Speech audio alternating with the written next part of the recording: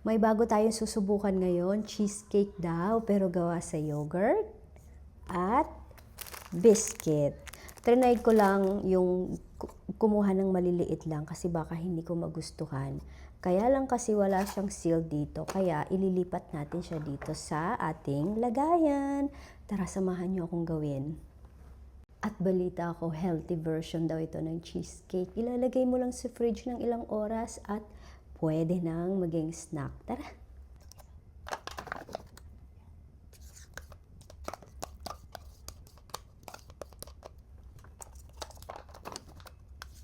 Sana masarap, no? Kasi itong chubani naman, napakamahal nito. Tapos nag-experiment lang tayo. Pero di bali, healthy naman ito. Di ba? Ayun, nababahin pa ako. Nagdagan natin ng isa para tumaas-taas. Yan. Sana masarap. Alam niyo ba, napaka-asim itong plain lang ng chubani. Sobrang asim. Pero ito talaga yung parang, healthy na mga yogurt. Hindi yung style lang, style yogurt. So may lumagpas. Lumagpas na siya pala sa gilid. Hindi mo naman sinabi. Ayan, lumagpas. Ayan. Tapos patagin lang natin. Ayan, patag-patag din yan pag may time. Tapos saka natin ibabaon yung ating biscuit. Masarap siya, maasim. So lalagyan natin yung ating biscuit sa kalahati. Kalahati naman kasi yung Oreo. Ayan. Lagay natin. Medyo matagal lang to. Oh.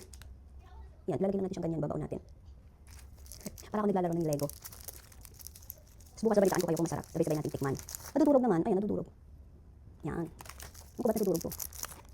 Masarap to sa kape. Black coffee lang. Yan, lalagyan natin siya ng ganyan.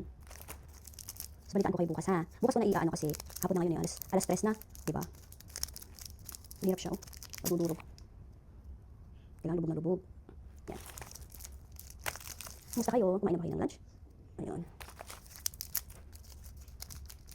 Ito naman sa pinakahuli. Ay, hindi, meron pa pala. Lagyan pa natin ng isa pa. Para mas masarap. Ganyan na natin. Ayan. Ayan, ito yung pinakahuli. Yan, ganyan siya. Tapos yung kabila, gagawin natin, ha? Sa Oreo naman gagawin natin. So, kahit pa paano, dahil matamis itong biscuit natin, at healthy naman yung yogurt natin, at least kahit pa paano, hindi masyadong nakaka-guilty, diba? Ayan, baka natin dyan. Ganyan. Ganyan lang gagawin.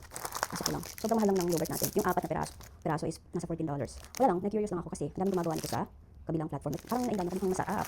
Kaya itry natin dahil tayo ay masyadong mahilig din sa food at mukhang healthy naman. So, ito siya ngayon. Ayan. At ilalagay natin to sa fridge. See you tomorrow. I will update you po.